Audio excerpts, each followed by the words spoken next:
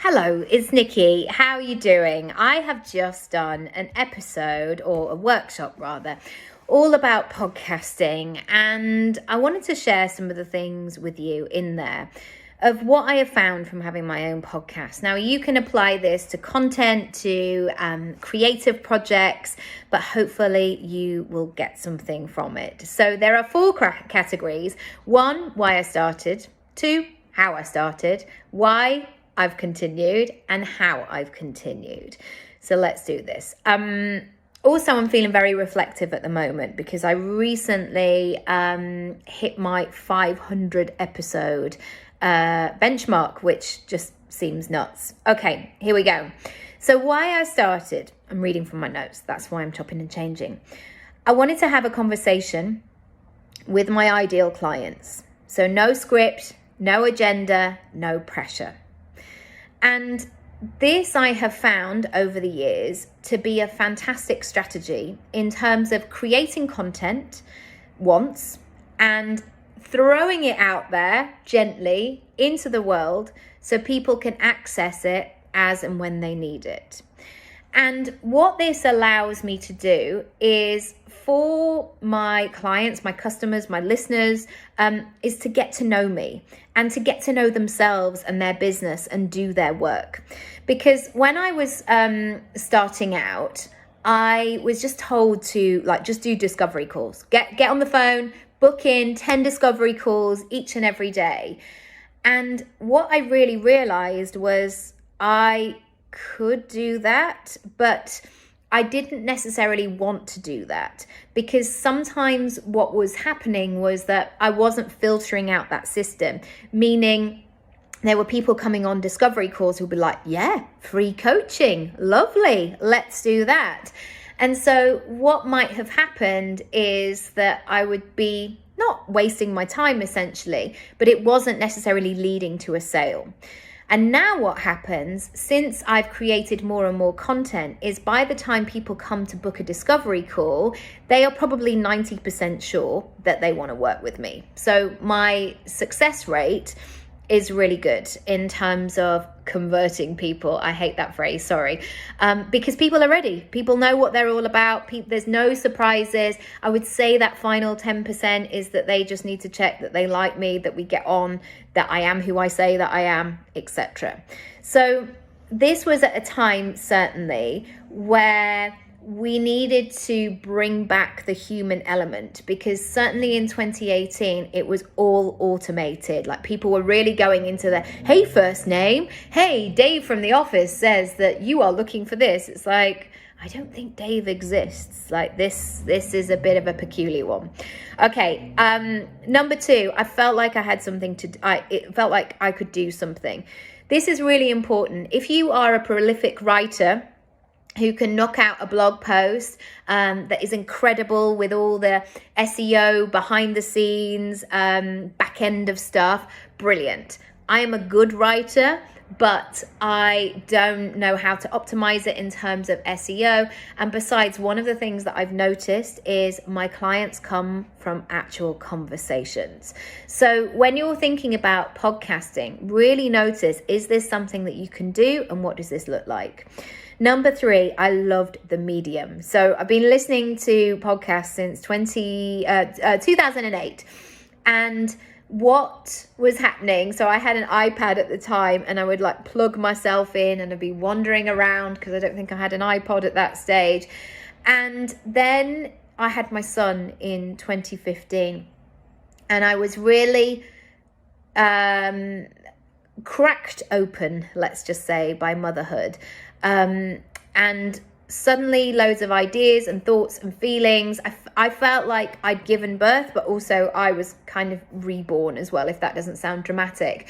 But there was a sense in there where I felt really tired and broken, but I was ambitious, I was curious, I was interested in what was next and what I could do.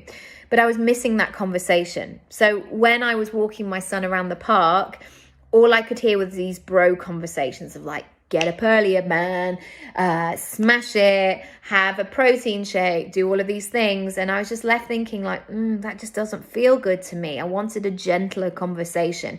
I wanted to be able to feel like I was included, but without that kind of weird energy. Well, it felt weird to me. How I started, I decided, and then I shared I was starting a podcast, and I took action. Now that sounds very flippant when I say it, but here's what I really meant. I started to tell people that I knew that I could trust, that would support me and would have faith in me. And also I decided to lean into the possibility of what it could bring rather than the fear. And this has been really key for me when I'm starting something new, or I'm moving outside my comfort zone, or I'm doing something different. The temptation sometimes can be, I don't know what I'm doing. I don't know how to get started. I don't know any of the answers. How am I going to do this? And actually, if you listen to the possibility and get excited by that, the fear, it's almost like jogging behind and it has to catch up. But possibility is flying the flag and leading in advance. I also imagine it had lots of listeners. So even though the temptation could be like, I'm just doing this small thing and I haven't got anyone, I've only just started and I don't know what I'm doing and let's just see, I took a gamble on myself. I took a bet on myself like, okay, well, what would happen if this was heard all around the world? What could happen? And so the moves that I made, like downloading some great music for it, for example, and investing that money really changed things, absolutely. And finally, one of the things that people ask me is like, how do you create loads of content? Like, oh gosh, you've always got new podcast episodes. I create and I follow processes. So I make it easy for myself. I have a step by step. I do this. Sometimes I batch. I definitely plan in advance. There are times where I have flexibility, where I can make it playful. But ultimately, that process that I have created works for me, and it works for people that help me with the podcast. So that has been really key in terms of, it's not random. It's not oh gosh, I don't know what we're doing here. It's all sort of very straightforward. Next, why have I continued? The experience gives me so much. Honestly, it gives me clients, it gives me leads, even though, again, I don't like that word, but I have new people coming into my world each and every day. I have sales coming into my business. I have one-on-one opportunities, and it gives me so much to be able to share. Pharrell Williams always has this sense of like, send the lift down. Now, I'm not saying like I'm at the top of the building now and I've made it. Sometimes it's like, okay, here's where I am in the building. How can I help the person on the floor next to me? How can I bring them up and welcome them there? Secondly, life has changed so much since 2018. So that time in the coaching world was all about big hair, big shoes, big handbags, big trips, first class travel. And that has certainly not been the case for the world for the last couple of years.